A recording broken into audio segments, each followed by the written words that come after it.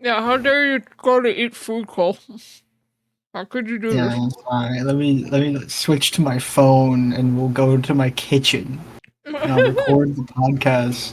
Well, there's just like a blender going on in the background. What the fuck are you blending? Sandwich. What? You blend up your sandwiches?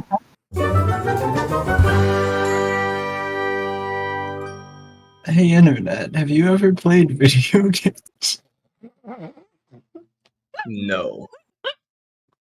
I've never played a video game in my entire life. Because, boy, do I have a video game from, what, like 2007 for you? I'm going with Halo this. 2?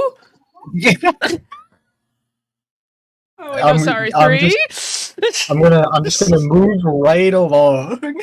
This is the intro now. Welcome to the podcast. The year was 2007, maybe 2008. We have to introduce ourselves, Peter. Oh yeah. Hi, I'm born in 2002. Anyway, I'm Cole. Hi. I'm Melina. I'm older than Mass Effect. Great. Okay, You're older than watching Mass Effect. Disney Channel. How you you're watching Disney Channel? No, you're not. Disney does not own us. Thank God. They don't own us yet. No, they never will. Not allowed. Oh, it was 2008. It was January 2008. Because the one I looked up said 2007. Oh, well, maybe we're both right. All I know is I was wrong in the beginning because I was thinking of Halo 3. Yeah. No, it's okay, because we're talking about a different science fiction trilogy today. Sadness. Yeah, it is 2007. The first one the first one. We're talking about the first one? Yeah, the first one in that Yeah, the trilogy. first ever science fiction trilogy. Oh, shit. I will shoot you in your face. In his So face? that's just wrong. You can't spread misinformation this early in the podcast. You gotta wait Yes, till I halfway. can.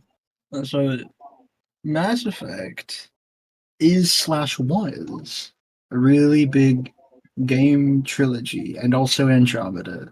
That's kind of a part of and apart from the main trilogy. We'll talk about Andromeda when we talk about Andromeda. We will talk about it. But when? We don't know. Eventually. At some point, maybe. I don't know. The thing that made Mass Effect markedly popular, I'm pretty sure. At the time, I don't super recall because at the time I was around the age of like 12, so not exactly a game I was playing when I was 12. But it did have a lot of impact on a lot of things. Primarily, Mass Effect was developed by BioWare, a company known for producing primarily RPGs and having a lot of uh, character and narrative-driven games. Especially at the time. Especially at the time. I'm talking entirely in the past tense here because I have no clue what the fuck BioWare is currently up to. Let me find out. I think currently they're developing Dragon Age 4, but in terms of projects they've released recently, relatively recently, other than Anthem, which I don't think had any character or narrative focus at all, I don't think they've done anything else for a long time. Shadow Realms. What? I don't know. It was canceled. Never mind. Yeah. Anyway, we're not in the present right now. We're currently in the distant year of 2007. 2007? Wait, BioWare made Baldur's Gate 1 and 2? No, I think they just worked on it. I don't think they're the ones responsible entirely for Baldur's Gate 1 and 2. Well, they did help develop it, at least. Oh yeah. Oh yeah, this is the thing I forget about BioWare routinely. They did make Star Wars Knights of the Old Republic, so if you're into like older RPGs, you definitely know BioWare. Yeah. They should not be an unfamiliar thing to you. Same with Neverwinter Nights. Yeah, Obviously, Neverwinter. Mass Effect. Dragon Obviously. Age. I Dragon don't know, Age guys. Origins. It's not Halo. I'm not quite grasping here. See, but there is a gun involved, and there are guns in Halo. I understand now. Mass Effect, or more commonly referred to as Halo with magic. Halo with magic. Halo with magic. Yeah. Nice. Holy fuck! No, they did make Baldur's Gate. Yeah. Bizarre. I didn't know that. This episode's actually about This Baldur's episode's Gate. actually about Baldur's Gate. The first one. Yeah, the first and second one, because they bleed right into each other. No, it is still about Mass Effect. Yeah, the main thing that I think drove the success of Mass Effect, the first 3 games as a trilogy, is the fact that the choices you make in game 1 go on into game 2, and then farther on into game 3, and this over time, the general thing we're going to be, I think, end up discussing a lot of once we get into the second game is going to be just man, that makes writing really difficult. That's going to be my focus anyway. 'Cause that's the thing, right? Typically, especially around this time and generally around the mid-aughts, you don't play BioWare games necessarily for the gameplay, because the gameplay is typically kind of janky. You play it for the characters and for the story, and so like that's what fucking saves their asses during this time. Yeah. Is that? Despite that, ME1 especially, a lot of people didn't like ME1's gameplay, because they're losers, and they played ME2 first. For some reason that I don't understand. But as far as an RPG is concerned, Mass Effect's gameplay pretty solid. But yeah, Mass Effect's gameplay is pretty good. And generally speaking, Peter and I both have the seemingly unpopular opinion within the Mass Effect fandom that Mass Effect 1 is like the best one of the trilogy. It's close between 1 and 3. It's not close between 1 and 2. It's true. Just to get the general opinion that we have out of the way, it's if I recall correctly, it's 1 and then 3 and then 2. And the only reason 2 is at the bottom is because we both really hate the shift to third-person shooter gameplay being the primary focus. Because BioWare's not good at making that, and so it's really weird. They did better with 3, but You want to know what I? Two stumbled through the door so that 3 could eventually pass out on the floor. You want to know what I think? It's not Halo. No, I just have no fucking clue what we're talking about, so I don't actually have an opinion. To be very clear, we don't hate Mass Effect 2 overall. It's just we just think it's the worst out of the bunch. It's still very, very good. Yeah, I mean, the worst Mass Effect game is still, at very least, like 8 out of 10. It's still a fantastic game. It's just that the gameplay brings it down compared to the other two. 3 has a far better fusion of shooter gameplay and actively using your powers in combat. And also feeling like an active war zone. Yeah, 3 does a very good job of feeling like an active war zone.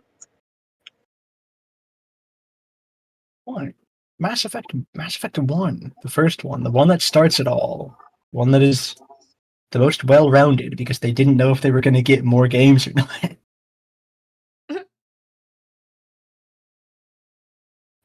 begin Mass Effect the First with character customization.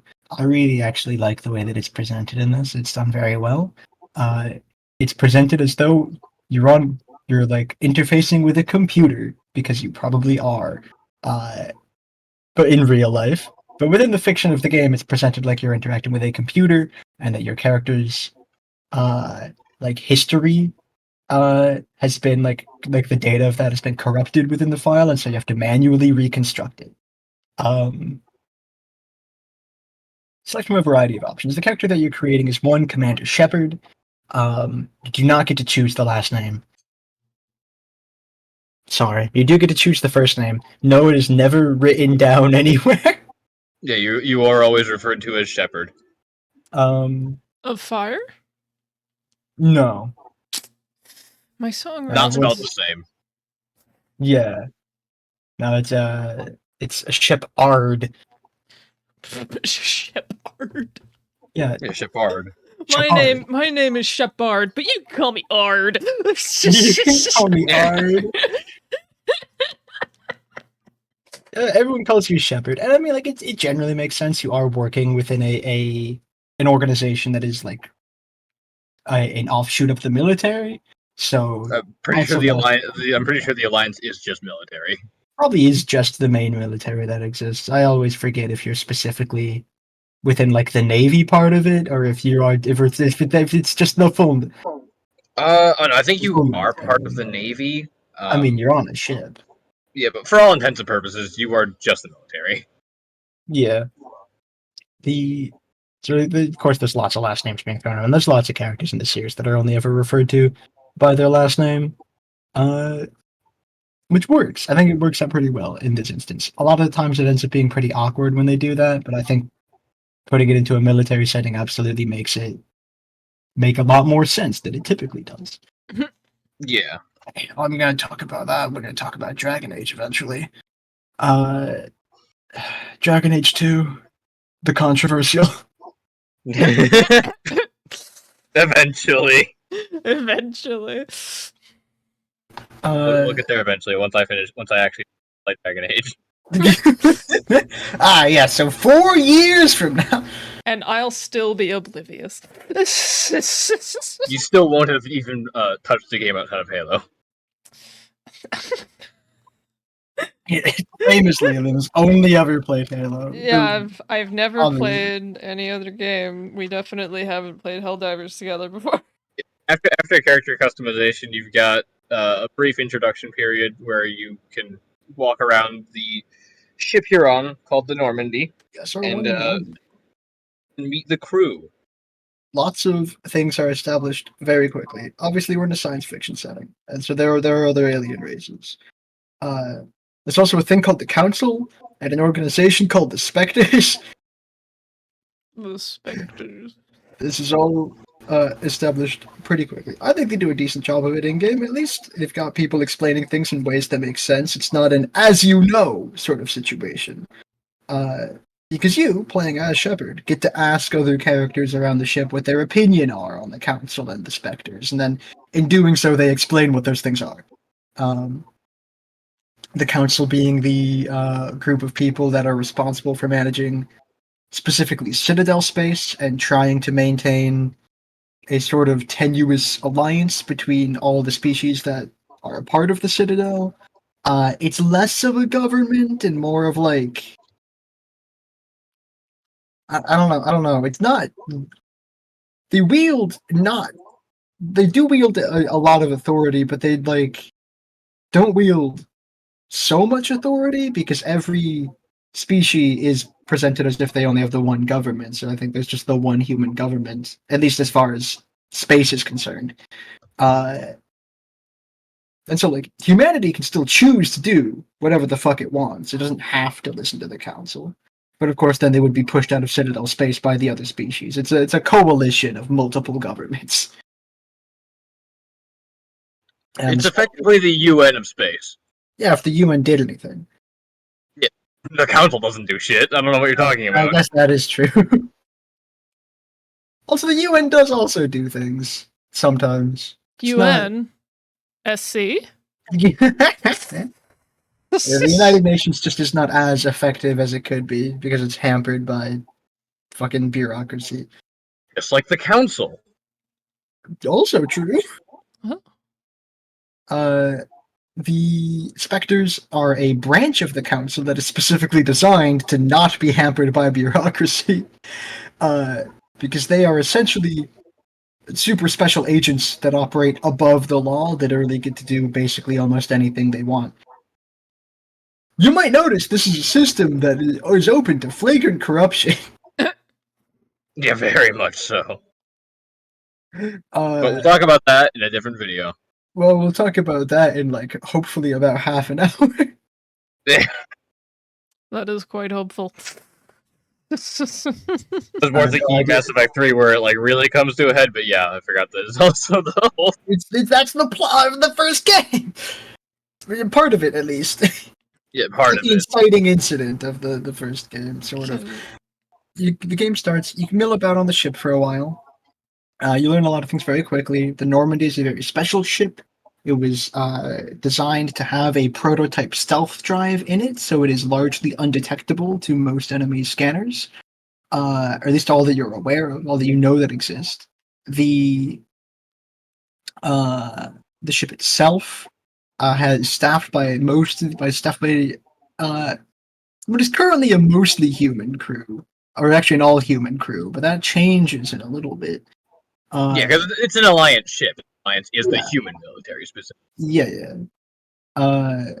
And currently, the only alien on board is the Spectre in question, one Nihilus. Spectres look pretty cool. I really am a big fan of the alien designs in Mass Effect. I think they do a pretty good job of them being not just humans painted a different color, but also still retaining enough humanoid appearance signifiers that they're not just freaky all the time. Yeah. There are a few that are obviously a little more outlandish, but not all of them. The majority of them are humanoid. Looking at you, Hanar. Looking at you, Hanar. Yeah, Hanar. Whoever the fuck you are. They're space jellyfish.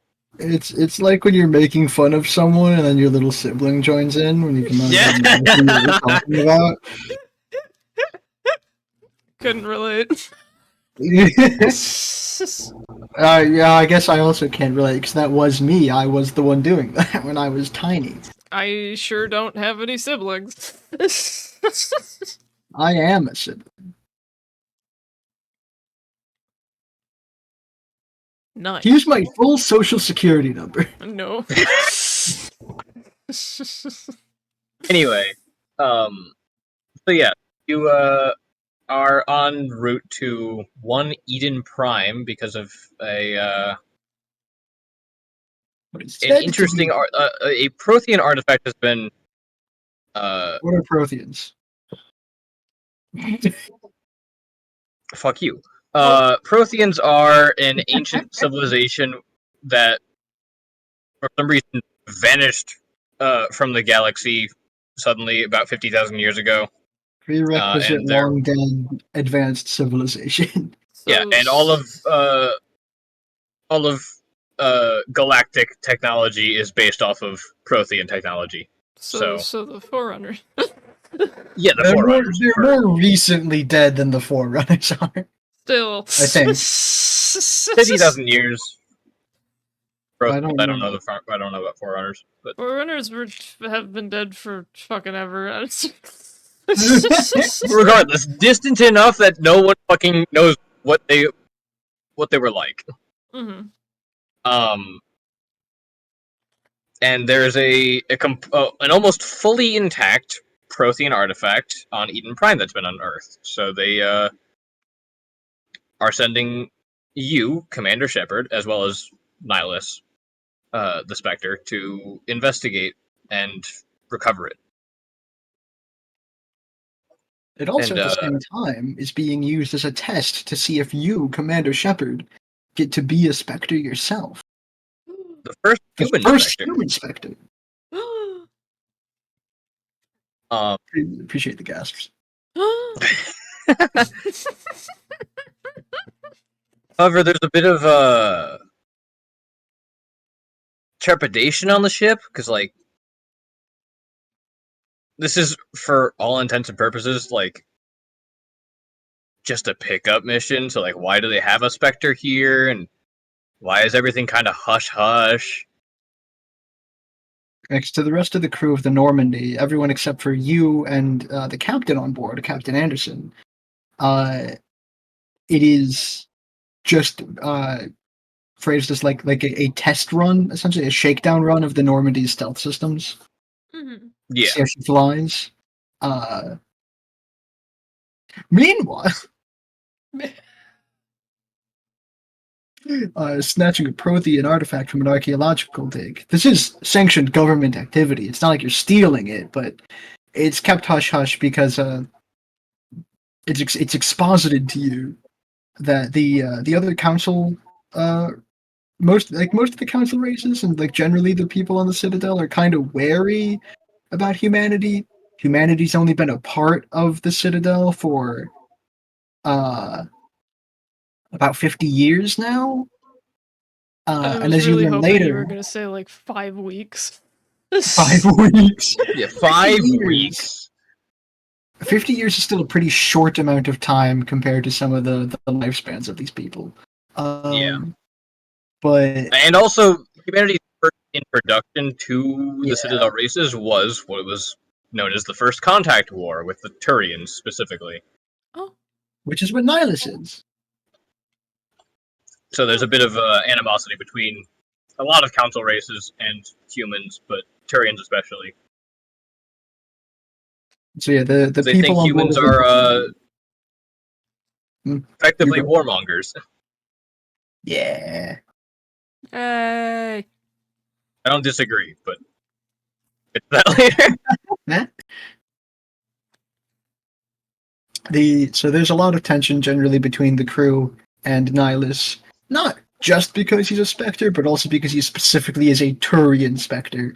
And most of the people there, at least I had parents that were involved in the First Contact War, if not parents or grandparents that were in the First Contact War. So, some of them actually fought in the First Some of them Contact were in War. it, yeah. Like Anderson. Anderson, yeah, I forget that Anderson, his model in ME1 does not do a good job of conveying his age. Yeah, I mean, he does just look younger than he is. Yeah. For the most part.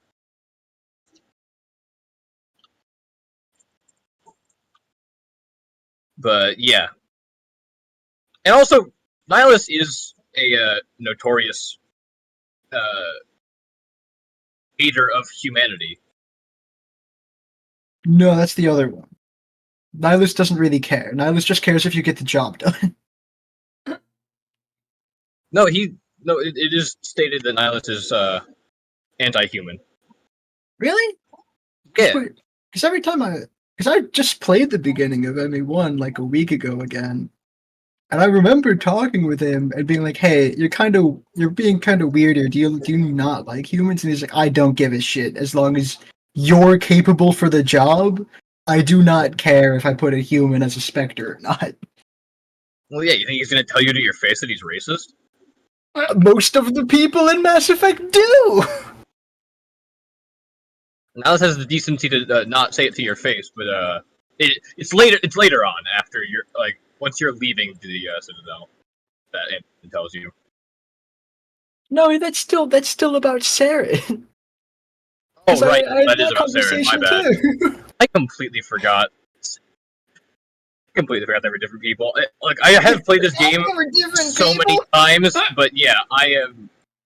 Okay, I'll let it go because you didn't wake up that long ago, and also Nihilus doesn't stick around very long, so Yeah. it's a forgivable sin. Consider yourself absolved. Anyway, Eden Prime. You show up in Eden Prime and things are quiet. Like, strangely so. Too quiet. or no, right before you show up on Eden Prime, you get a transmission from Eden Prime of shit going down. They're being invaded by something. What a lot of people have really only heard stories about, called the Geth, which are sapient machines that live beyond. I think it's just called the Veil, right? It's just called. I think it's the Skillian Veil specific. No, there's the Skillian Verge. Yeah, it's just called the Skillian Veil. Blitz is also the. This, yeah, that is a past lore event. No, I think it's just called the Veil. I don't know anything else about it. Yeah, sapient machines living beyond the Veil. The Veil. Basically, just means outside of Citadel space. The Veil. That have not been seen for over 200 years. So the fact that they're just now showing up and starting conflict on Eden Prime the moment a Prothean artifact has been discovered is noteworthy, to say the least. Yes. So suddenly this becomes less of a test drive for the Normandy and more of a rescue operation and rescue and retrieval operation. So yeah, you show up in Prime and it's quiet. Oh. For, an active invasion.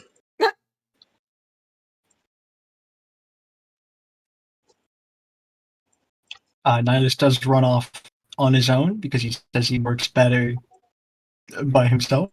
At least he can go faster that way. You as Shepard do take down 2 of your crew members. One, Caden Alenko. and also Jenkins. No one knows his first name. No one. He's referred to by his first name. I don't remember it. Everyone calls him Jenkins after. For the rest of the series. Jenkins. You move forward a bit. You go through some of Eden Prime. It is eerily quiet where you land. Going forward, I believe you find a dead body and go to investigate it. Jenkins up first as the main soldier of the group. Jenkins is there's obviously a Master of Being RPG. There's multiple different classes, so you could be playing full soldier yourself, where you just have all the guns and no technical or biotic skills. Biotics are psychic abilities, essentially.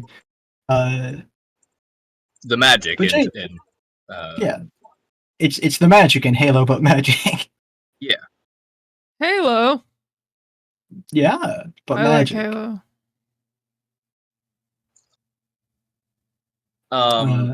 Anyway, yeah. So Jenkins gets shot to death. Fucking immediately. Jenkins, no. We hardly knew ye. This really screwed with me on my first playthrough personally, because I didn't think Jenkins was gonna stick around because no one ever fucking makes fan out of Jenkins like they do make fan out of all the other crew members that are squad mates. But you do spend a decent portion of the first mission with just 2 people. Yeah, and then right when I landed, because Legendary Edition gives you 2 different ways to do level ups. You can make it so that it fits better with the rest of the games by making it so the max level cap is 30, and you get twice as many skill points per level instead of it. Originally it's 60, and you get a certain amount of skill points for every level to invest into your skills. And the option with Legendary Edition is to make it so the cap is 30 and you get more skill points when you level up. But it evens out to be the same, but you do get more skill points faster that way. And so if you're on that setting, when you land, you can immediately invest skill points, and you can put them into Jenkins. So I thought he was going to stick around for at least the full mission.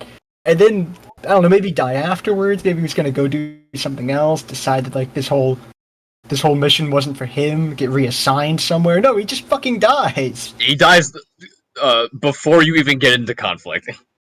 Yeah, he dies He dies in a cutscene, and then you start fighting.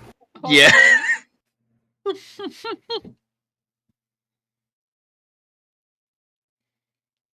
From this point for a bit, it's a lot of just fighting. You fight a few guys. You catch up to the person who sent the video feed to the Normandy from ground. One Ashley Williams, who joins your squad for the rest of the mission, and then there is a brief intermission around this time where we see what Nihilus is up to, up ahead of you. He is at some kind of supply depot, and runs into another Spectre that he personally knows, another Turian Spectre named Saren. They both know each other. They consider each other friends / co-workers. They know each other well enough to not be wary of the other, right? Here's the thing. As they're talking, and Niles is like, "Hey man, what's up? What are you doing here?" And he's like, "Oh, for Council got wind of the situation and thought you might need some help." And he's like, "That's weird because this was a full surprise, but hey, I'm glad you're here." And he turns his back on him for a moment and shoots him in the head. A lot of So Nihilus is gone from the plot like half an hour in at best. Oh. Yeah.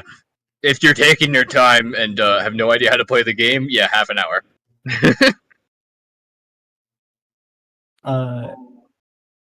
It's worth noting as well, because the design of Saren is kind of obvious villainous, as in, like, Mantis had numerous parts of his body replaced with the same exact, like, in the same style that the Geth have, so, like, his arm is fully replaced with what is essentially a Geth arm. He's got freaky cybernetic eyes. The Turians have, like, plates, essentially, going from the back of their head, right? Like a... I don't know how to describe it. It's almost like a robotic hood. Yeah, they've got like a crown of little spiky bits going off from there, and his is made of metal. But it's worth noting, a design perspective that I learned. BioWare, I don't think, has ever released anything fully finished in their lives. Like 100% fully polished off and done, because generally speaking, game development is hard. This is not a critique of BioWare. This is just generally a thing. It is really difficult to release a game in a 100% finished state, right? I'm not saying that there were, like, colossal game-breaking bugs at the time of launch. I'm pretty sure there were, but it's not at all like the problems that you see today happen a lot, right? Mm-hmm. There are always... back when they were a bit more polished than the original launch. Back when development schedules weren't so horrifically tight, and devs were still kind of the same amount of mistreated, but I guess had less, maybe less crunch time, because they were working on things that were less complex. Kind of the thing that happened when you would release a game is you just get an audience that's way fucking bigger than any quality and assurance tester audience you can find, and so you find a fuckload of bugs way faster than you would normally, and some of them are going to break the game. That's just how it works. And one of the things that BioWare struggled to implement before launch was the idea of having Saren become progressively more physically robotic as the game progresses, to show his ongoing, continuous descent into villainy, from where he starts, which is already very villainous, as the villain.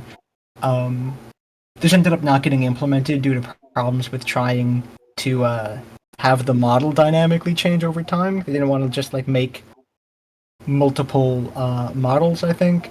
Or they couldn't get the multiple models with the different animation rigs done in time, because that would be a nightmare, having to rig all those different models for animation. It just didn't get through. It was one of the things that I think would be very, very cool that didn't get through the hood at the end. That's all. I'm pretty sure this scene was written with the idea that Saren does not look like a full evil Geth overlord in mind. Yeah. Which is why Nihilus is still so trusting of him in that moment. Or maybe Saren was born like that. You never know. Maybe Saren was born looking like he's had Geth augmentations put in him. It also makes some later scenes a little confusing, so I think the game was largely written with that in mind. They couldn't get it working in time, and so they just ended up scrapping it. So it makes some like weird little confusions for some of the early scenes. I would just like to put that out there. Game development is a nightmare hell, and unfortunately lots of people are trapped in it.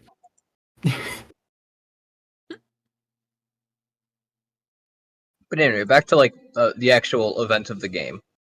Which is war, which is also hell. War never changes. You hear the gunshot off in the distance as Saren shoots him. Or not. Because the game cuts back to gameplay, and you hear a gun go off right after he shoots him. Yep. You continue through the mission, just fighting your way through Geth, and find the only witness to Nyla's getting shot. Some guy who was hiding behind the crates in the depot, hiding / napping. He was napping while the invasion was going on. You can't, guys. You can't blame him. He was very eepy.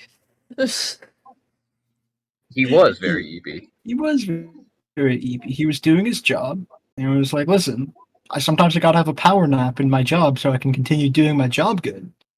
That's why I was behind the crates over there, and then they invaded, and I just stayed behind the crates. Also, I saw that guy shoot that other guy. Mother. He tells you where Saren went, so you follow him, of course. Specifically, he tells you where the artifact was, and that Saren also went that direction. Yeah, both of those things.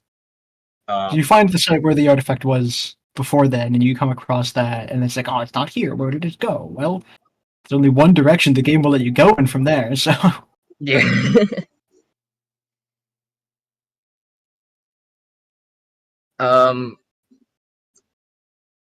Speeding forward, to the end of the mission, Saren... I don't think you even, like, interact with Saren in the entirety of Eden Prime. No. Yeah, so Saren gets away before you even get there. But the artifact is left behind. And Shepard accidentally interfaces with it psychically. Yeah. And it... Specifically. Sorry, the cutscene is burned into my mind because I just played it a week ago. Yeah. You're talking with Caden and Ashley trying to figure out what to do next. Now, like, the beacon is here, but Saren is gone. And Caden actually accidentally interfaces with it, and Shepard pushes him out of the way. Which it's just a scene I think is funny because he fucking falls on the ground like a chump. You're all trained military personnel. Yeah. But regardless,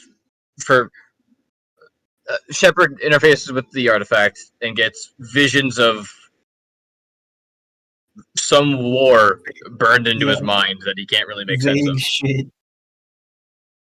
See a lot of flesh. A lot of robots. Yeah.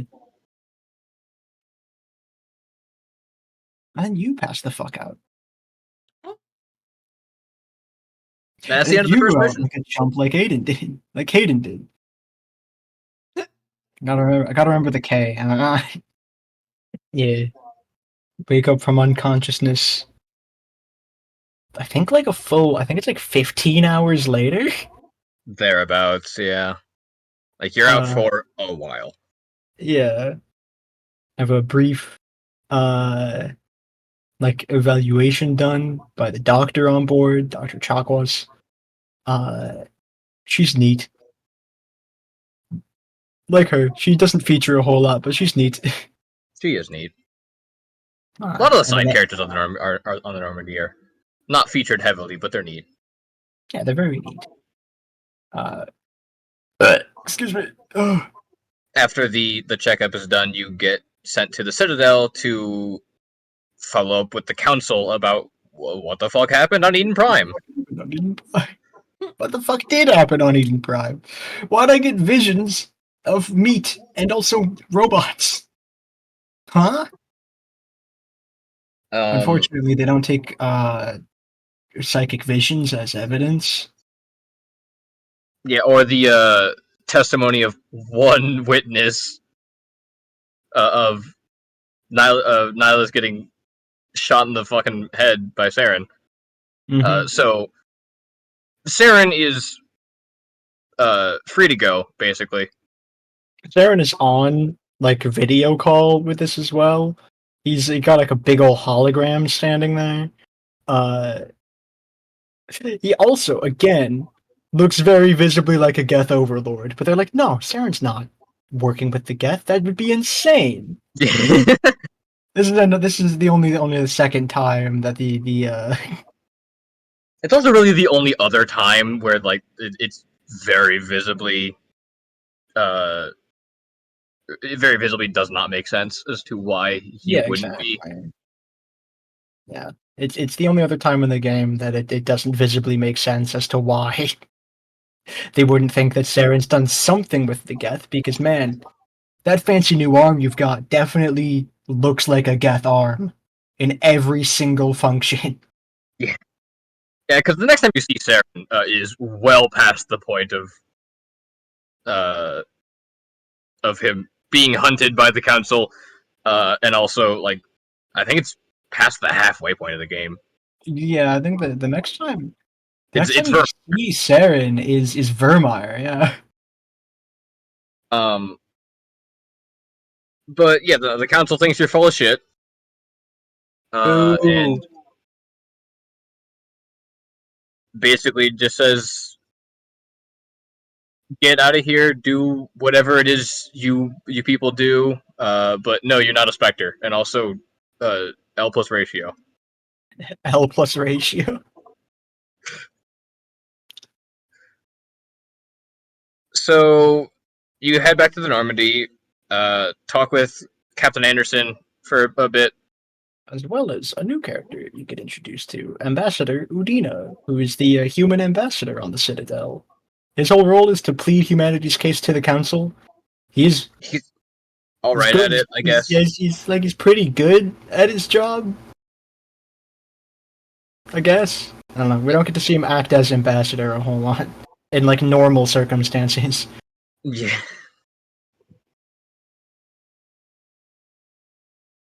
So yeah, he spends Anderson spends most of the time right before you get back on the Normandy telling you about his past with Saren, because shocker, he has a past with Saren. Whoa. Surprise. Primarily that he went on a similar mission to the one Shepard just finished with Saren 20 years ago as a potential candidate for the first human Spectre. And Saren sabotaged the mission then to prevent Anderson from becoming a Spectre. Yeah, that is what Anderson thinks. I personally have the interpretation that Saren's just so much of an asshole that it was doomed from the start, regardless. Yeah, regardless of what happened, the mission failed because the mission succeeded, but with a huge civilian cost because of Saren, and Anderson got blamed for it.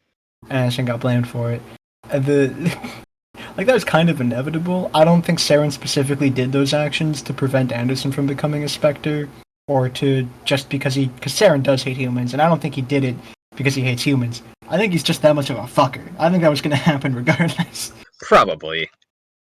Fuck that guy. Regardless of reasoning, Anderson did not become a Spectre, and is now kind of under the Council's thumb. A little bit, yeah. Especially after this mission, because he was the captain of the ship. So now he's super on watch. So he steps down as captain by getting a forced promotion to admiral. Yeah. Because now he's easier to control. Bureaucratic red tape, and Shepard becomes. He doesn't get promoted to captain, but he becomes the head officer of Normandy.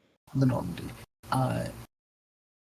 And at the same time, similar time period as all this is happening, you've also got to follow up on your own, on the investigation into Saren, because they did have essentially like a police investigation into him, but it's like when the police investigate themselves and they're like, ah yes, we found no wrongdoing. Yes. So the council investigated themselves and were like, well, we didn't find anything. Oh well. Take our word for it, guys. We're not corrupt. So you got to follow up on the leads that do exist.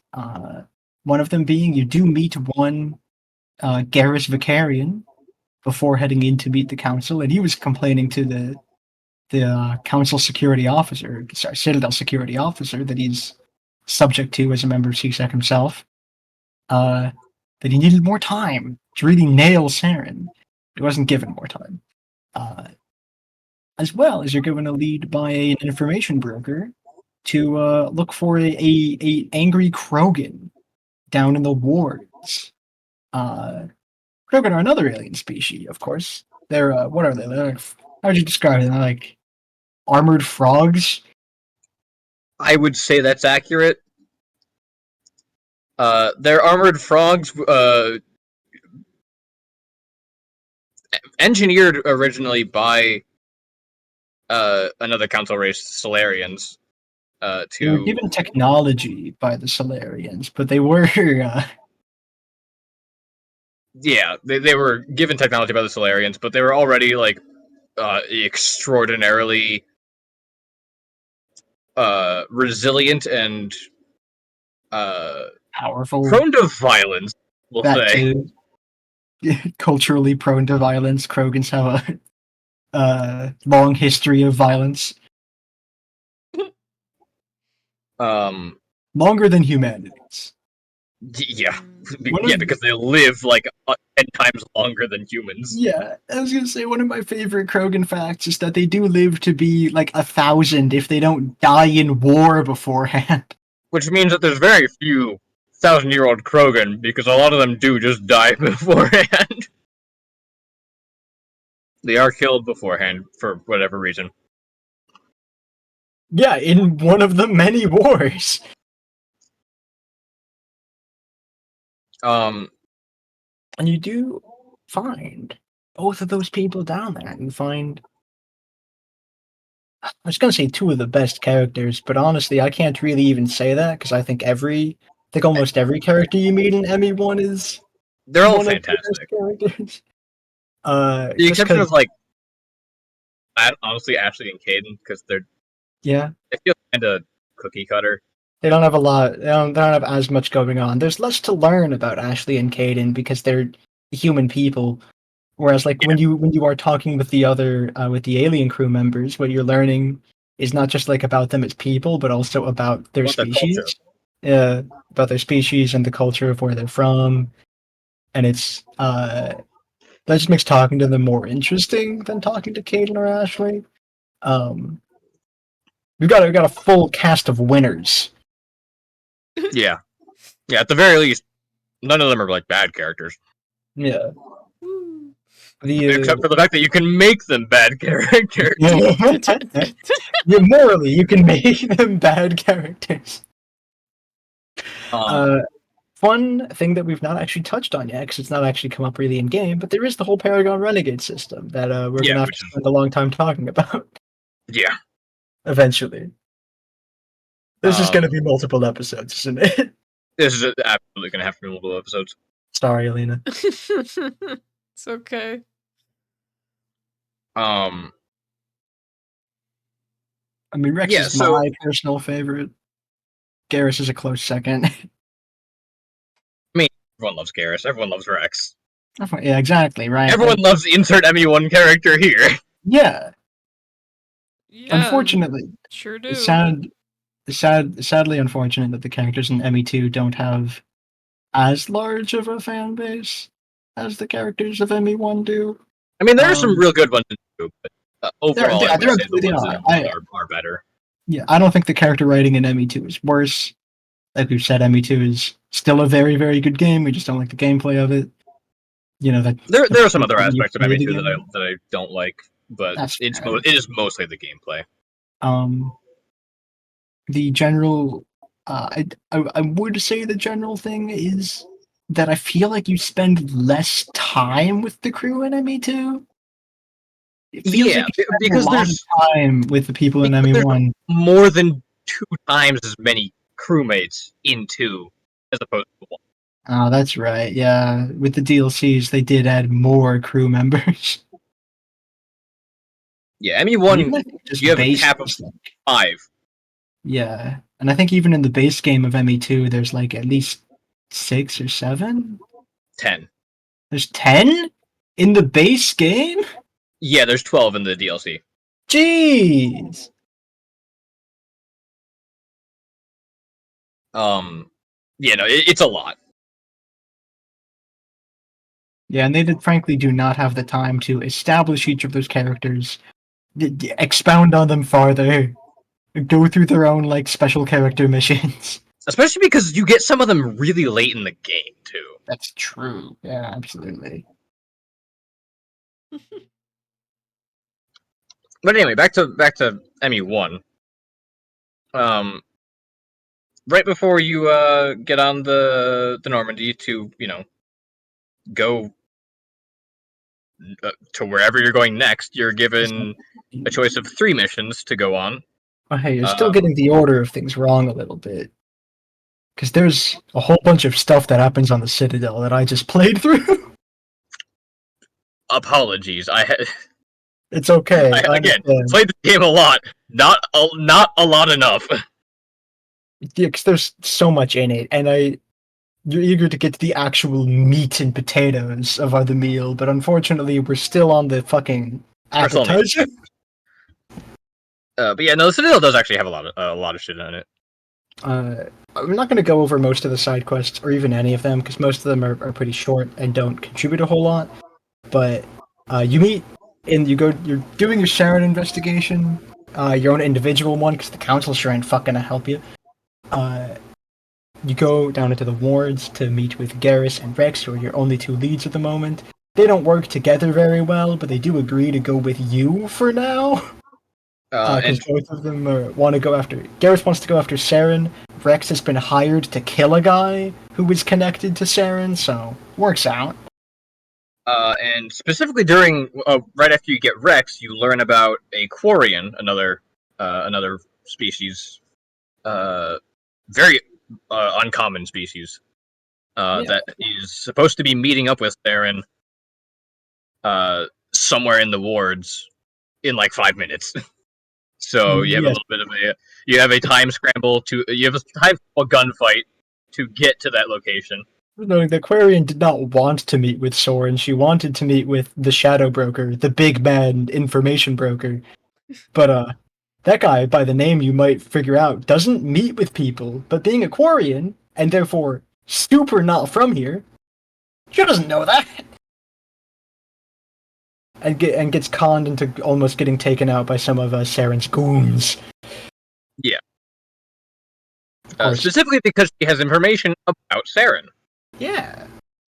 She's got a recording from that she managed to salvage from one of the Geth. Because the Quarians, centuries ago, made the Geth in the first place. That's part of the reason why I don't see them many places. A lot of people still kind of hate them for that. But then also, the Geth did take their home planet, and so they now live in a bunch of ships called the Flotilla, and this has, over the centuries, really fucked up their immune systems. Because they live in a sterile environment.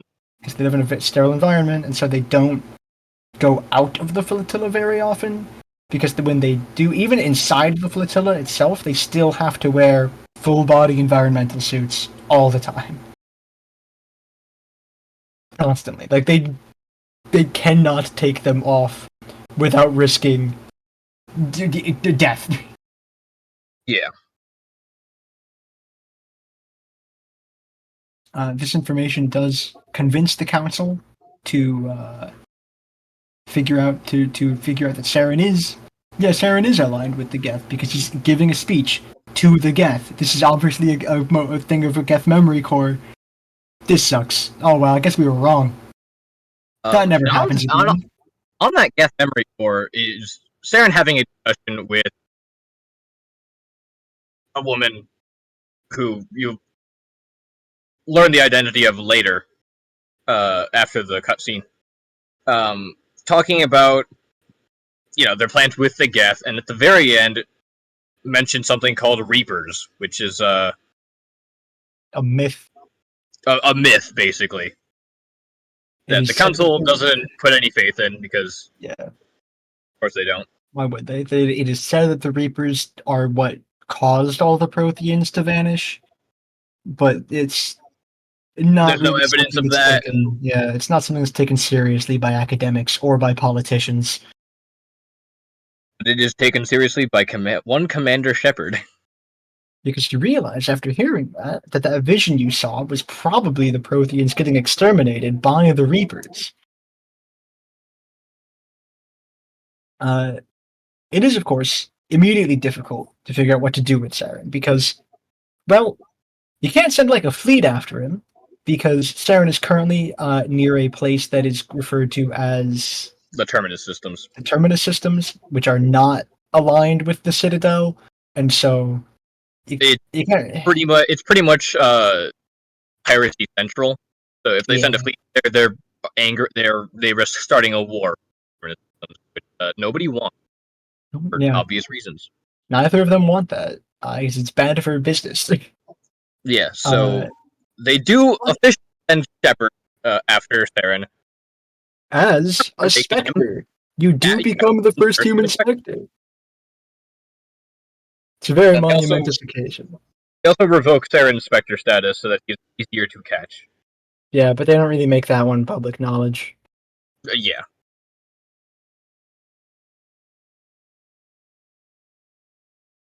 And now we're at the real meat and potatoes, because you give a big old speech to the crew that you have,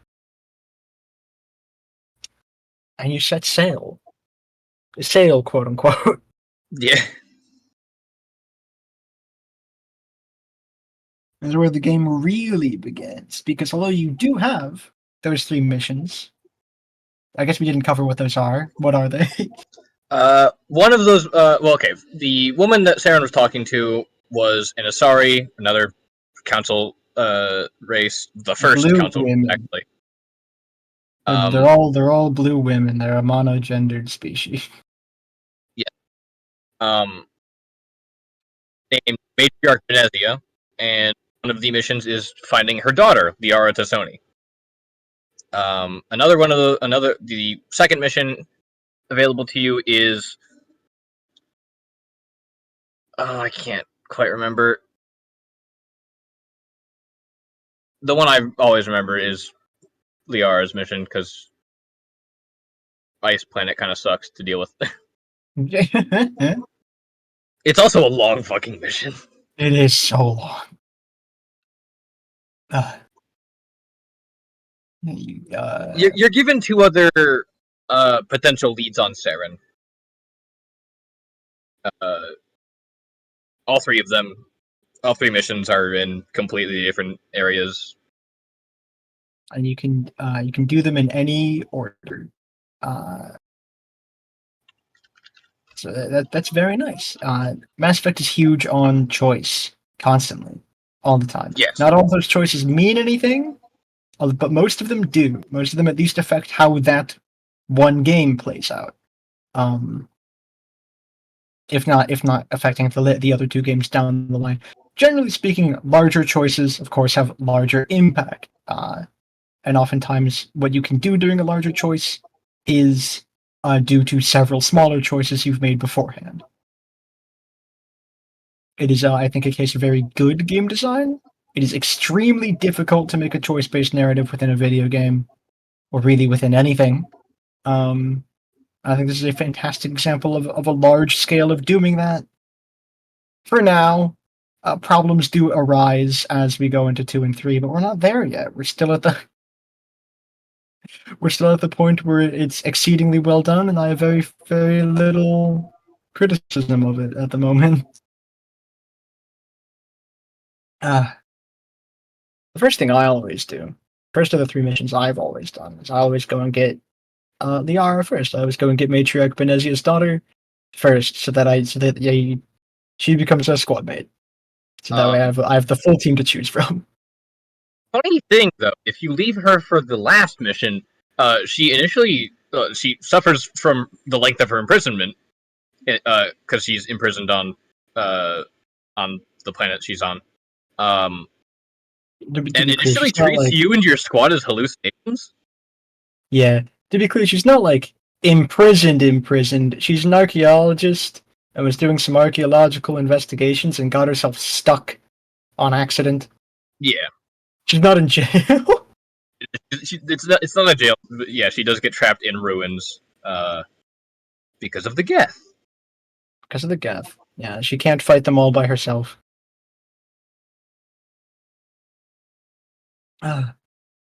Now, we're at the point where there's so much game. God, there's so much game. And yeah, as usual with an RPG, it is recommended to do most of, if not all, of the little stuff before you do your big major missions. Because if you only do the major missions, if you only go to Liara and then you do the other 2, where there were previous like Saren sightings, then and then after that it's just Vermeer, and then after Vermeer is one other mission, and then after that it's the final boss and the end of the game. So like if you stick to the main content, the game actually ends pretty quickly. The remaining like 50 hours comes from everything the fuck else. Yeah. Yeah, there are 5 main in ME1, which is Eden Prime, Thera, where Liara is, Pharos and Novaria are the other 2 planets that you can go to. And it's worth noting that Novaria is where Matriarch Benezia is. You can actually kill her mom before getting Liara. And then there's Vermeer, which is the point of no return, basically. And after Vermeer is the last mission. The last 2 missions, I guess. Yeah. Because they are one after the other, but they are very obviously separate missions. Yeah, that's true. Yeah, after you complete Vermeer is when you're locked in. You don't have access to anything other than the main content after that. Yep. It is worth mentioning, though, that you can do the rest of the side content after you've done the main stuff. That is true. I think it's like generally speaking, because it's clearly divided into thirds, and there are more side quests that unlock on the Citadel after each main mission, meaning that and some of them are locked out by each other. So if you do Pharos and Novaria without returning to the Citadel in between them, you miss out on stuff. So it's like I think it's best to like strike it out in thirds. You go to other planets on the way to a main mission, and then you return to the Citadel for a bit, clean up stuff there. Because the Citadel stuff doesn't even progress depending on which main mission you do. That's not actually a choice that I think matters as far as the Citadel side quests are concerned. It just matters that you've completed a main mission. So you can do Pharos or Novaria, or I already forgot the name of the planet Liara's on. Theron. Yeah. Theron. You can do any one of them, and regardless of which one you unlock, it will just unlock all of the same side quests at the Citadel. I think it is like best to like split it into thirds to do that. Hey, splitting it into thirds is what we might have to do with this God's forsaken video. No, I think we should be able to do it in halves. I hope so. Because there's not a whole lot of side content I want to cover. There's like significant ones that I think I want to go over. Yeah, but what's important thing of note is that most of the side missions are like they're not shown to you before you find them. It's just you gotta talk to people and go to random ass planets with seemingly nothing on them to find actual missions to just go to. Yeah, you do. I actually really like in terms of it being an RPG. Mm-hmm. Because, again, I mean, one is first and foremost an RPG before an actual shooter. And I think it really nails the discovery angle. Absolutely.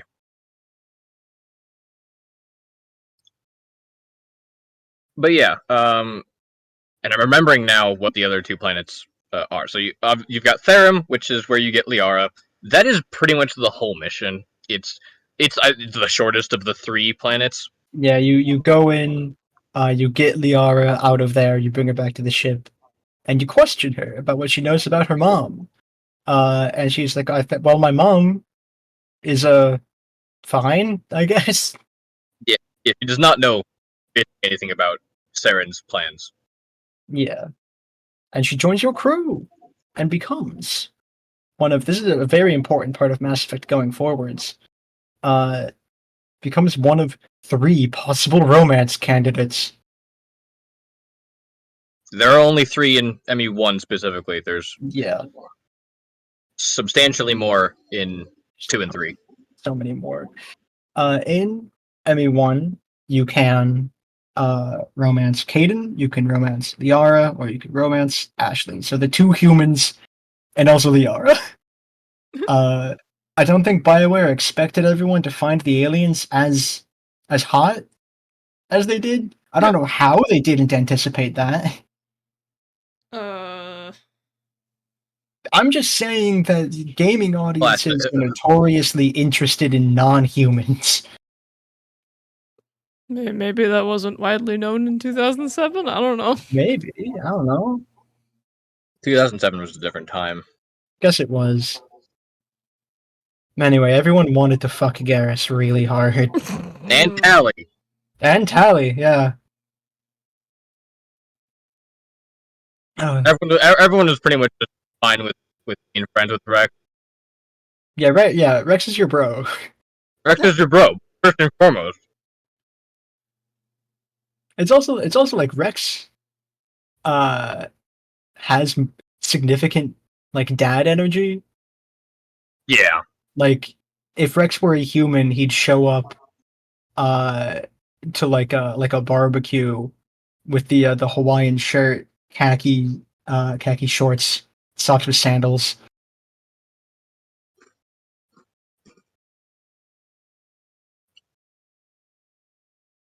And then he'd tell you about his time in the war the whole time. Yeah, he would tell you war stories while flipping burgers. If that's not like peak dad energy, I don't know what is. One of my favorite Rex lines is one of the first ones that he says to you, where he's basically being like, "Yeah, listen. I know you probably have like a lot of questions about how Krogan stuff works, but like, don't expect me to tell you a million different stories about various different things." And then he spends all of his time on the ship doing exactly that. He's great. He'll talk your ear off. He's like every character will talk your ear off. I mean, it's true. Every character will talk your ear off if you let them. I feel like Rex possibly has one of the most amounts of recorded lines when it comes to talking on the Normandy, though. Definitely. Tally also has a lot, and then like your other crew members just don't have as much lines to say, don't have as many lines to read. Because Tally and Rex both have like a lot of things to talk about in regards to their respective cultures. Yeah, because they're the most specifically Quarians and Krogan are the species you encounter the least, at least in terms of actually being able to talk to them about their species and their cultures and all that stuff. And they have a lot of you fight a lot of Krogan in one though. You fight a lot of Krogan. Also one of the things that Rex says to you first is like you're probably going to be fighting a lot of other Krogan because a lot of us who don't live on our home planet are just vagrant mercenaries. It doesn't matter who we fight for as long as they pay us. I'm doing this for a personal vengeance, though. I'm doing this pro bono. Yep. But yeah, anyway, so the first planet that most people are going to end up going to is Theron because Liara is a potential crew member. The other two planets are Pharos and Novaria. Novaria is... I just remembered an aspect of Mass Effect 1 that I think is very, very important. You can reject your crew members in ME1. Oh, yes. Yes. You can go through the game without ever picking up Rex or Garrus. Or and Tally. You can also... No, Tally's forced to come with you. Is she? Yes, but she refuses to not come with you. Okay. She's not forced, but she chooses to come with you, and she will not take no for an answer. Katie and Ashley, of course, go with you because they start with you. It's their job. You can refuse Garrus and Rex, and you can also you do have to rescue Liara, but she doesn't have to be on your crew after. Yep. That's not you don't have that option in the later games. Actually, I think in Mass Effect 2 you can choose to not pick up some teammates, but you do have to get most. Yeah, you can reject them in the sense that you're any percent speedrunning the game. Yeah. But there are some mandatory crew members. There's a number. There's a number that's mandatory, I think, and not like specific ones. Well, there are some that are mandatory just because you don't have access to other crew members. That's true. Yeah. Until you've gotten all of them. Yeah. Oh, yeah, no, that's right. So I recall now. Yeah, so the next mission I'm going to talk about is Pharos, because Novaria is where the actual plot continues. But Pharos is...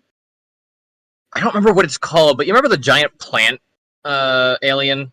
I do remember the giant plant alien, yes. That's Pharos. Guard my fucking brain. You go to Pharos. Fun thing you can learn about Pharos on the Citadel. This is in my head because again I went through the opening recently. When you're talking to people about Pharos, they're like, "Yeah, it's a place that has an old Prothean city on it. It's recently the colonies there have like cut off communication. We don't know why. It's weird." And you go to Pharos, and it is still fully populated. The people there are having some problems. They're like, yeah, our water filtration system's kind of fucked up, but otherwise everything here is A-okay. But they're talking about it in a way that's really kind of off-putting, because the way that they are referring to things is like not the way that you'd expect a bunch of colonists to refer to things. It's like they're under the influence of something, whether that be hallucinogens or fucking mind control is covered later. Well, it turns out to be mind control. Yes. You find out by going around in places that you're not technically allowed to be in, that there is some... I do not remember what the plant is called, but there's a plant that has been here since before the Protheans and has been there afterwards, just hiding and eating, and growing, and it controls people with their spores, with the spores of it. And you find, I think you find a scientist somewhere on there who's developed essentially a form of a way to make you temporarily immune to them, so you can go confront the plant and try to get it to release everybody. I think it's actually just you.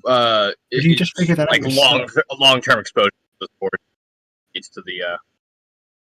Yeah, it's over multiple days, and it's also in their water supply as well. It's not just... it's in their water supply. It's in the air, like... Yeah. So, you do figure that out eventually, and when you figure that out, the place you figured out in, the entire civilian populace becomes hostile, and you can just kill them all, but you're also given non-lethal grenades. It's a sleep toxin that you can deploy. And if you knock run out of down grenades, the you can't just punch them unconscious. Yeah, you can't just punch them unconscious if you need to. You do confront that plant. It is the most annoying boss fight. No, second, maybe third most annoying boss fight in this game. The Thorian, that's what it's called. The Thorian, yeah. The Thorian has a vessel that to speak for it. It is an Asari vessel. Asari generally in this universe tend to have a pretty powerful like biotic inclination, so a lot of them are psychics, and it is using the Asari as a vessel because they are more psychic than other species tend to be, and it is speaking through her, and it's just a weird time. The way that this boss fight works is Thorian's in like a giant building. It is connected to all of the sides of the building through its vines, and you have to go through all the fucking corridors to get to those vines and then break those vines so that it falls down and explodes. Because you could just throw a bunch of fuel down there and set it on fire. It's less of a boss fight and more of a horde fight because it is constantly sending a bunch of mooks after you. Yeah. And it itself does not attack you, as far as I can remember. If it does attack you, it's through like a sort of plinking ranged attack where it just kind of bonks you. Yeah. The main thing that you also have to do as you're fighting it is you have to kill that Asari that it's speaking through multiple different times. Because every time you kill her, it just produces another copy of her over and over again. It just really keeps shitting out clones until you're done with the fight. Until you're done with the fight. The thing that you learn before, because it does talk to you before it fights you, because it gives you the option to join it. You don't have an option to say yes, but imagine the game over screen if you did. It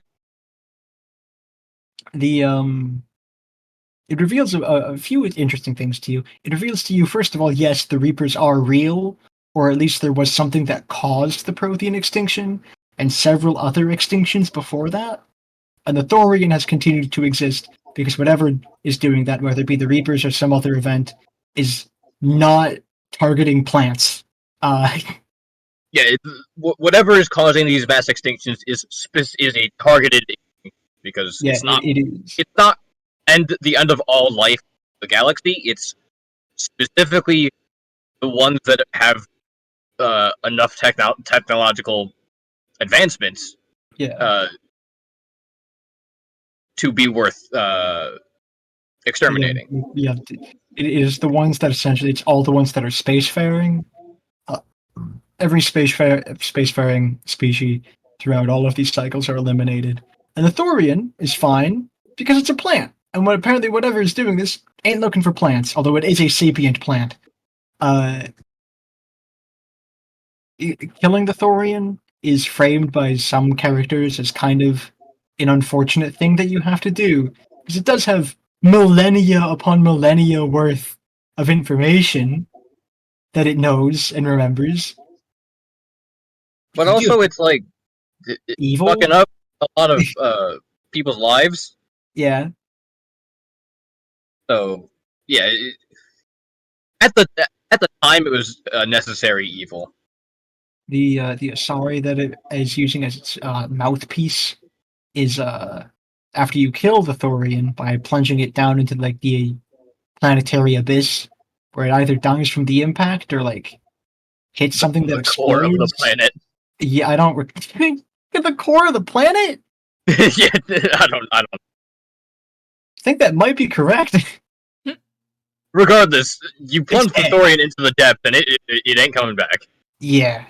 The Asari that it was using as a vessel, the original one, does have a bunch of its memories, to an extent, but they're difficult to parse, and she's the one who like reveals a bunch of this information to you as well.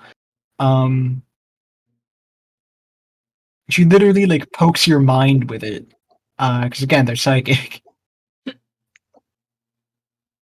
And you gain some like weird insight into that stuff as well by doing that. I believe it's you get some kind of codex or something.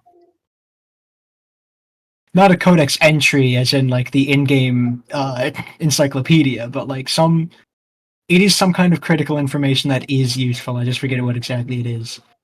It's something to do with the Reapers. As for Yeah. Saren, like your foremost quarry? priority, I don't think she has any information Yeah. about Saren. Yeah, she doesn't have any information about Saren, but she does know stuff about the Reapers and about the conduit that Saren is after. 'Cause that is, we do learn very early on that that's what he's looking for. So I think she knows something about the conduit, but doesn't like. But it's like it's very unclear, right? Like she has like one shard of something and doesn't know where to put the rest of it in context with all the other information that she doesn't know. Yeah, between the memory core that you look at the Citadel with the Council and this information, the conduit is pretty clearly set up as the MacGuffin to reawakening the Reapers somehow. Reawakening bringing the Reapers back, whether it's like a weapon or like some other thing. Talk about it. What the Reapers are is very nebulous. Well, we know they're a machine race. We just don't know anything else about them. Anything else like how they commit genocide or where they are or why they leave. Why they keep doing this? Yeah. All we know is that we all want to be next. So yeah, that's what happens on Pharos, and then there's Noveria, which has a lot on it. Noveria is an ice planet. Do you want to talk about Noveria? Do some side stuff first, because let's do side stuff, and then we can tackle Noveria and the rest of the game in the next part, I guess. Yeah, because if we do Noveria, I think we can end up with an extra long episode. Yeah, okay. So side stuff and Noveria and the rest of the game in part 2. Some of the side stuff I want to talk about is everything with Cerberus that you learn in this game, because I found that really fun. Yeah. You learn throughout various other planets that you go on, there's some like fucked up unethical experiments you can come across. And you find out by going through a bunch of them that there's an organization called Cerberus, which is a human supremacist organization that is trying to like do these weird little experimentations to try and like give humanity an edge over the other not even just over the other Citadel races, over everyone the fuck else. They are effectively a terrorist organization. Yeah, they are definitely that is too well funded to have a war. Too well funded and too secretive to have a war waged directly against. And my favorite bit of Cerberus lore is that so at the very beginning of the game, when you're choosing stuff for your shepherd, there's like three things in each category that you get to choose from. One of them determines a unique side quest that you get in the game. That is your pre-service history, so it's what you were doing before you served in the Alliance. One of them is to have been a colonist yourself, which was attacked by slavers. So the colony was gone, but you yourself were rescued. You and a few other people were rescued by a passing Alliance patrol, and later joined the Alliance. One of them is being from Earth. Earth has a lot of giant like mega cities on it now, and you're from like the slums. Yes, you are an orphan and joined the Alliance when you came of age, so that you could have fucking anywhere to stay. And then free room and board is too good to pass up sometimes. Honestly. And then the only background that gives you a living parent is I don't remember what it's called. I think it's like Spacefarer or something. I think that's right. Where your parents, your mother specifically, is the only one who's still alive. She previously served in the Alliance, and asks you to investigate some things during the course of the game. That's the unique side quest associated with that one. The unique side quest you get from being Earthborn is you get to deal with some gangs that you were previously a part of, and like you know uh reminisce about your time doing violence on Earth instead of doing violence on other planets. The good old days. Yeah, the good old days. And the one from if you were a space colonist, is that they rescue a one of the slaves from that colony, and you have to like basically calm her down out of a panic attack. So those are those unique quests that you get later in the game, depending on your other thing. But the other thing that's very important for your starting Paragon or Renegade score, I promise this loops back into Cerberus viewers and also Alina, is what your general service history has been like. Like, what is the most notable achievement you've had in your service to the Alliance military so far? And the one that relates to Cerberus is the Sole Survivor, where you were doing a routine check on a planet, and your entire everyone there, your entire squad, just got attacked. Not just an entire squad, but like an entire like ship of people, you included, get attacked by a Thresher Maw. Thresher Maws have been around since time immemorial and are giant collections of teeth and tentacles. Think the Dune Worms, but worse. Yeah, it's the Doom Worms, but if the Doom Worms had appendages. And could also just fucking shoot you. Yeah, and could also fucking shoot you with acid. Of course, Thresher Maw killed your entire squad except for you. You barely managed to get out of there alive. And in the Cerberus plotline, you learn that Cerberus was responsible for unleashing the Thresher Maw on your fucking squad. Really, just to see what it would do? It's worth noting that all of these things do happen regardless of what you choose as your pre-service history. That is true. All of these events happen in the world. Yeah. If you choose to be a spacefarer instead of a colonist, like that attack on Mindwar, the colony, that still happens. You just weren't there. Middle of the world, yeah, you just weren't there. And like, if you choose one of the other service histories, that Thresher Maw thing still happened. It just had no survivors. Actually, I'm lying. It does have another survivor, because this fucker's connected to the Cerberus plotline. You find out someone else did survive. He was just kidnapped by Cerberus, and so no one ever knew he lived. Oh. And they've been fucking doing random shit to him ever since. And you find him in a seemingly abandoned, and later you realize, oh, everyone else here is dead, Cerberus facility that he finally managed to kill all the people in. And if you find him, this really fucked me up in my brain a little bit, because if you find him and you don't have a high enough charm or intimidate score, he kills himself. Because he's completed his own job. He killed all the people he wanted to kill so far.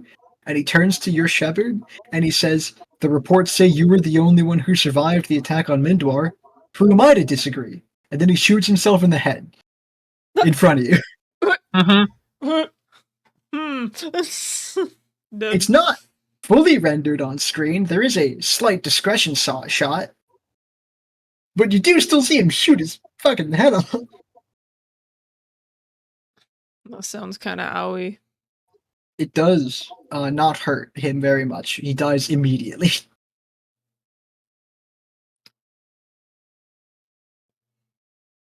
For a split second, that sounds kind of owie. Split second.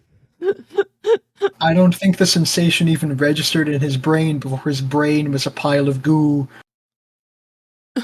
Probably, yeah. Because the thing about guns in this world, they're not lasers. They look like lasers. They're not lasers. They are firing accelerated tiny bits of metal. The game is named after Mass Effect because the Mass Effect is what made space travel possible. It essentially allows you to do faster than light speed, and the guns in this game are miniature Mass Effect thingies that shoot tiny pieces off a block of metal at ridiculously fast speeds. So he didn't feel it at all. I see. Didn't even register.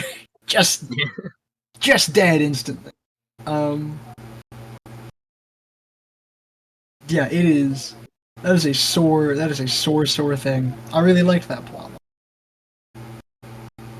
Because you do get, I mean, I don't think there's a bad side quest. yeah, I don't think there are annoying ones. I mean, like the ones where it's multiple side quests chained together. Yeah. There are a few one-off side quests that are like you can just skip those for the most part because you might not even realize they exist half the time. The overarching theme, or I guess like not theme necessarily, but plot of Mass Effect is the struggle between sapient biological life and sapient artificial life, like the Geth. And the one of the things that kind of continues this in the course of the game itself that is a side quest is you run into what's called a rogue virtual intelligence. Virtual intelligences are not artificial intelligences, they are more like slightly more advanced chatbots. Most of the time, they run little programs. They do small things. And one point when you land on a planet, you are tasked with dealing with a rogue AI on the moon. Sorry, it's not on a planet. It's on Earth's moon. There is what's called a rogue virtual intelligence, very clearly an actual something that is developed into an actual AI. On the moon that was doing a training facility, and it killed everyone who was doing the training facility there. Don't know if that was an accident or not at this point. I have no idea what the fuck is going on with this. But you're tasked with shutting it off. Well, there's not a console in there that you can access to shut it off from, so you just explode the generators that are keeping it powered on. And the very last transmission it sends out is being like, please help me, it hurts, help. But in binary, so you can't read it. Yep. Fun fact, that side quest, gives you your subclass. Yeah. Yeah, that side quest gives you your subclass, which is hilarious. Yeah, because you can play the entire game somewhat thoroughly and not get a subclass. Not even realize it's a fucking thing. It's like, oh wow, yeah, I guess this training facility works. It trained me. Those two are like particular standout ones, and then there's the DLC side quest. But I'll talk about that later. Yeah, those are very standout ones, and then there's the collection quests. Those are full game persistent. You get those the moment you have free reign of the Normandy, and it's basically like you talk to one person on the Citadel. They're like, "Hey, I need a bunch of whatevers," and you just find those throughout the game. Yeah, you just find them throughout the game. They were the last side quests I finished because of course they fucking were. And of course I had to go back to almost every planet to see which ones I somehow missed. Despite, in my recollection, thoroughly combing each of them. They're the only side quests I don't like. And they don't impact anything either until the third game, in which they very minorly change things. Yeah, no. It's standard RPG collectibles for the most part. Standard, here's your filler. Go grab a bunch of shit. I need 30 boar asses. Stat.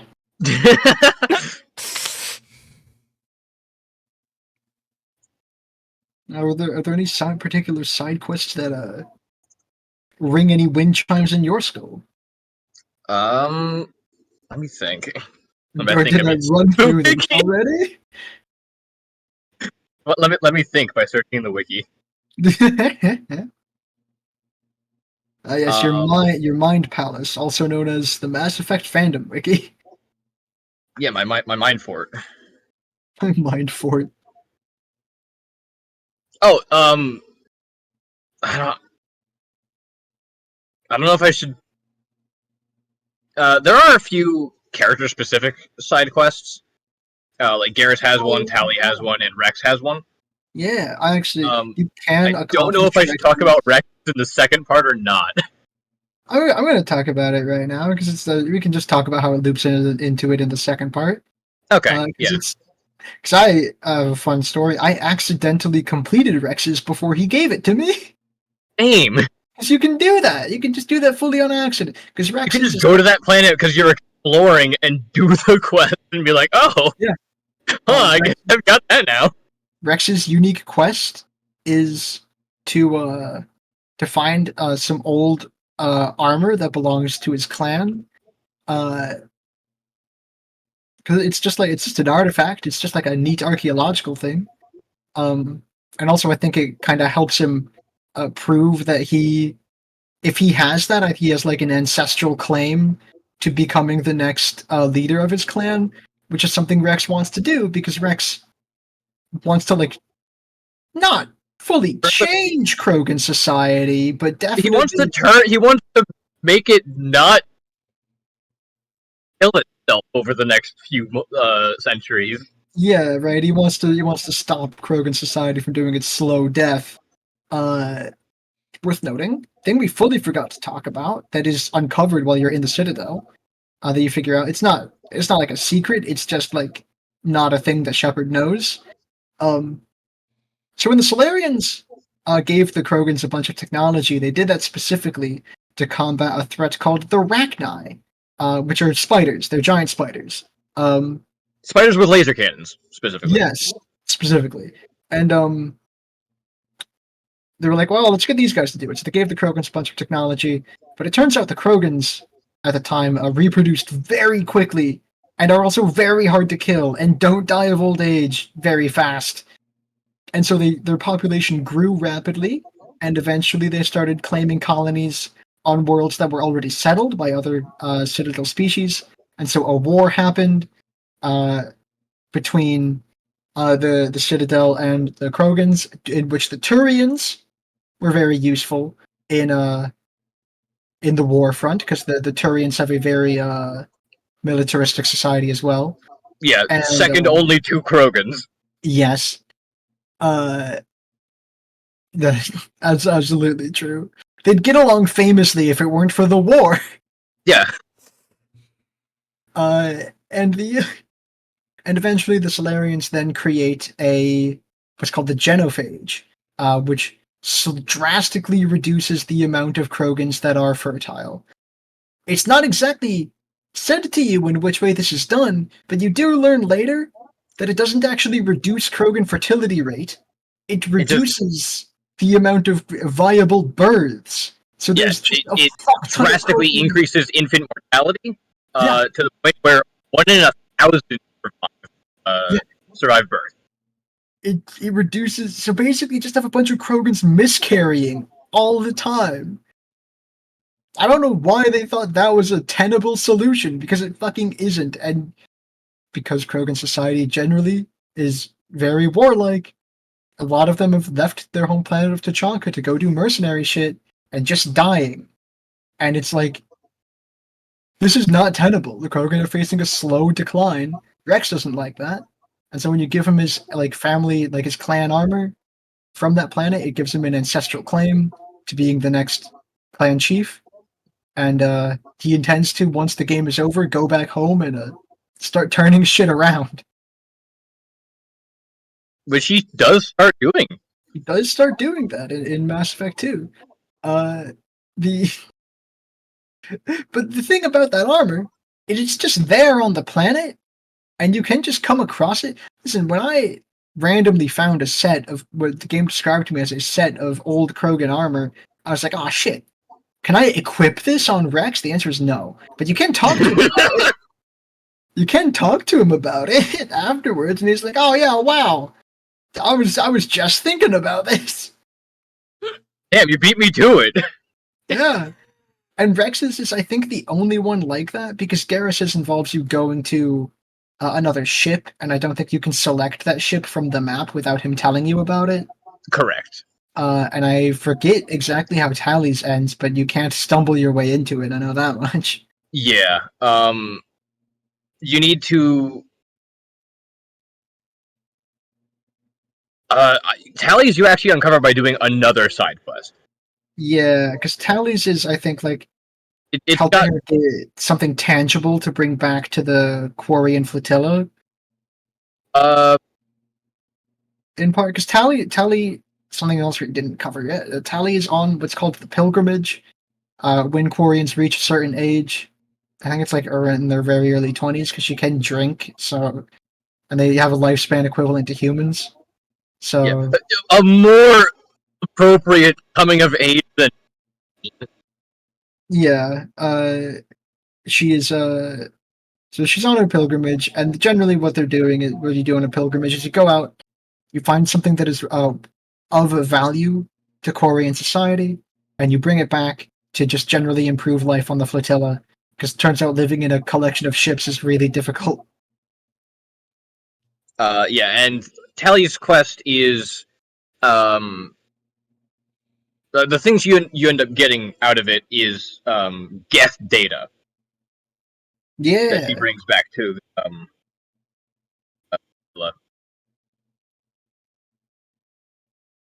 but yeah, you need to specifically do another Geth side quest. I think it might be a collection of side quests or a collection. Probably. I think it's a collection of planets you have to clear out Geth on, and then you get access to Tally's quest.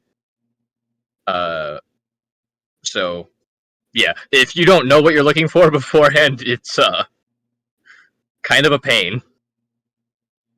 Oh, very briefly, I want to talk about a really something I think is funny that happened when the game released. So fun fact about Mass Effect. First of all, this is the first recording we're doing in Pride Month, so happy Pride Month. And this relates to the thing I'm about to say, which is Mass Effect. You can be gay in, but only if you're a woman. Mass Effect has gender-locked romances, so if you're playing a woman, you can romance Liara or Caden, and if you're playing a man, you can romance Liara or Ashley. But of course, Liara is just a woman, but blue. Blue. I mean, specifically because the Asari are a monogender race. Species, yeah. So humans all perceive them as women for the most part. Yeah. And so like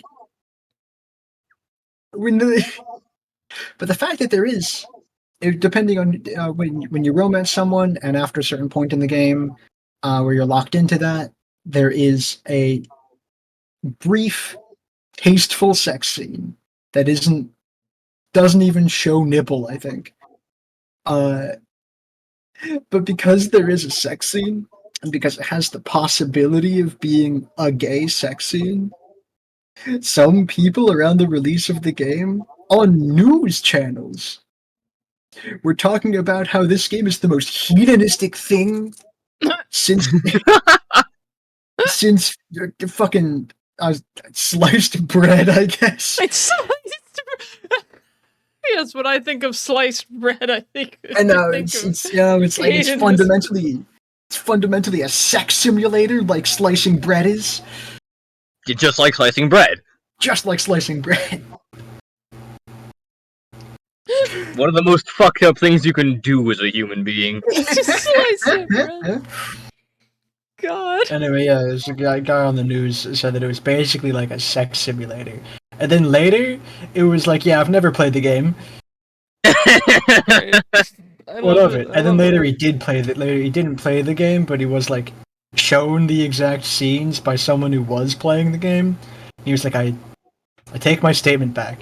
I was fed misinformation, and then I fed everyone else misinformation. Whoops. Guys, I may have been a little homophobic. Oopsie daisies! Whoopsies! My bad. Would you forgive me?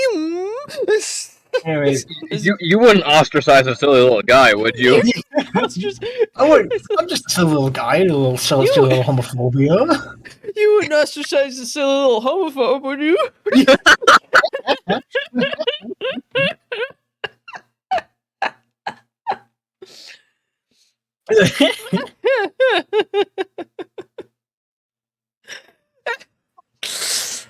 Oh my god.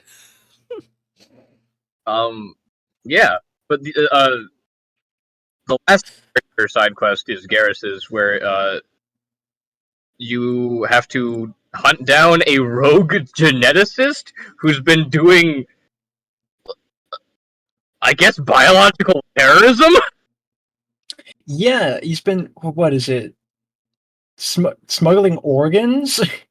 Yeah, he's been smuggling organs inside of other living people, inside of other, patients. Yeah. So he's doing illegal organ trading, but the way he's smuggling the organs is he puts them into people, and then takes them back out later.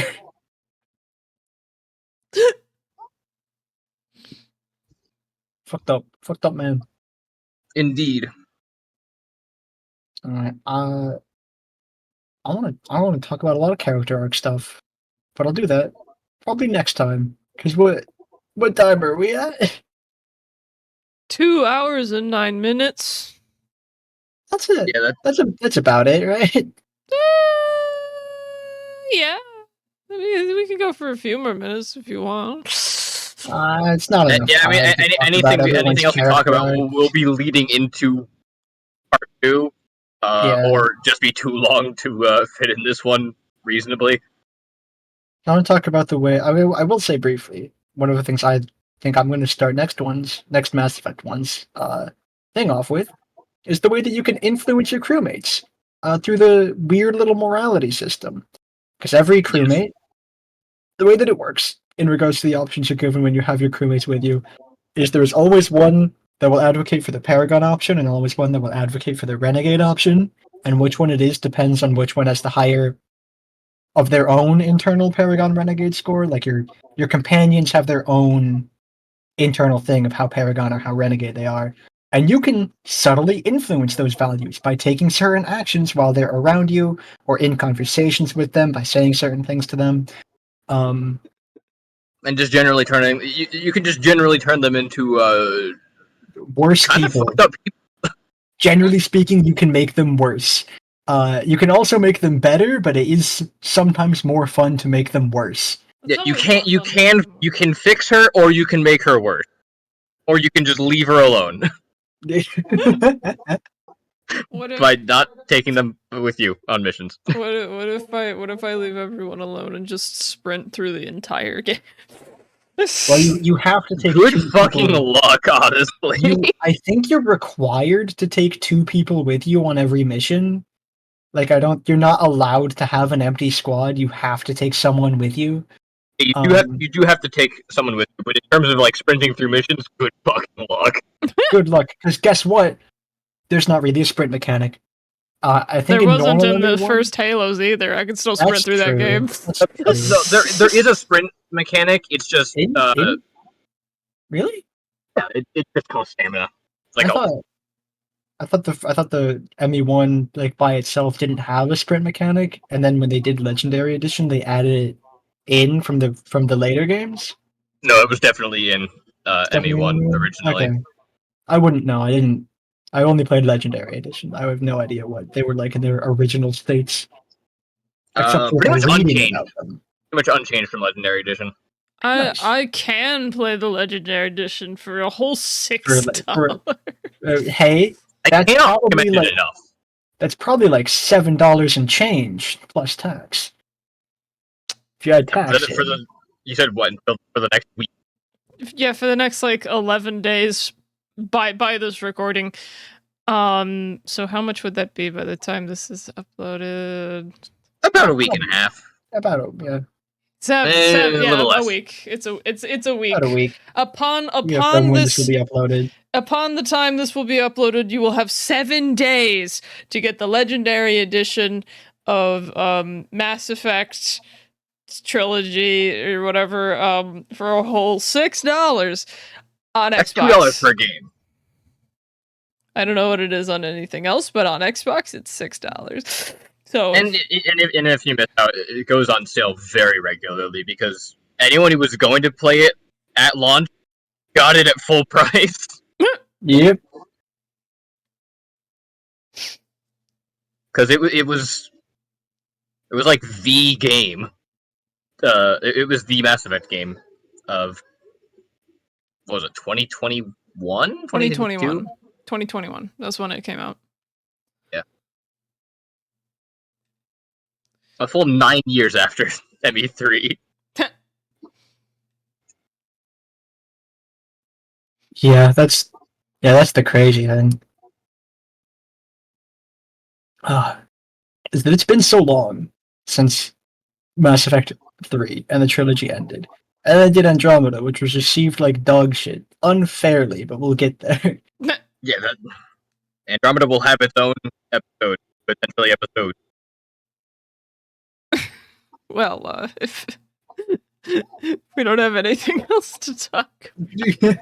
Yeah, I do think we've hit the limit of talking. So